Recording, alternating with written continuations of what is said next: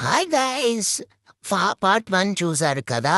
నేను scotch గాడిని వెకేషన్‌కెళ్ళాను, cricket ఆడాను. ఇదంతా మీకు తెలుసు కదా! అదొక బాల్‌తో ఆడాను ఫ్రెండ్స్. మధ్యలో మా డాడీ, మమ్మీకి ఆట రాకపోతే నేర్పిస్తున్నాను. మా అమ్మకైతే అన్నీ నేనే చెప్పాలా? ఇట్లా చూసారా? అమ్మో! ఎగురుపొచ్చింది ఫ్రెండ్స్ బాలు. నేనే తేవాలి, బ్యాట్ నేనే చెప్పాలి. ఇగో మధ్యలో ఇదొచ్చింది ఫ్రెండ్స్. మీకు మొన్న చూపించాను కదా! దీని మీద కాసేపు గొడవ అయితే వేసుకున్నాను. మళ్ళీ ఎక్కడొస్తదా అని చెప్పి కానీ దానికి చాలామంది ఫ్రెండ్స్, ఫ్యామిలీ ఉన్నారు ఫ్రెండ్స్.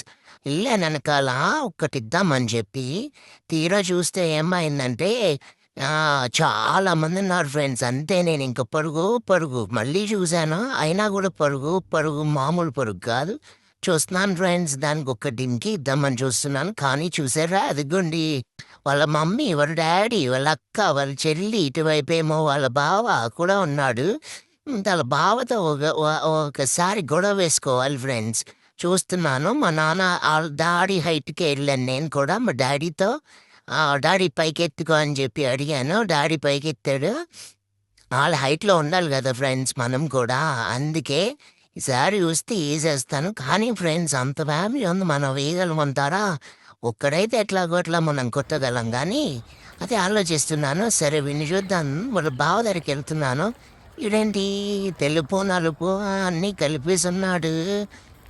ఛీ ఫ్రెండ్స్ ఇక్కడ షిట్టెళ్ళాడు వీడు వేస్ట్ ఫెలో. అయితే మనలా వీడు హైజీన్ పాటించట్లేదు ఫ్రెండ్స్. సరే దూరంగా వెళ్ళాలి మనం వీడికి. అయితే డాడీని ఎత్తుకోమని చెప్పేసాను. నేను వీడితో ఒక్క ఫైట్ ఏస్తాను ఫ్రెండ్స్. వీడు ఎక్కువ చేస్తున్నాడు. నన్ను చూసి చూడనట్టు ఓవర్ యాక్షన్ చేస్తున్నాడు.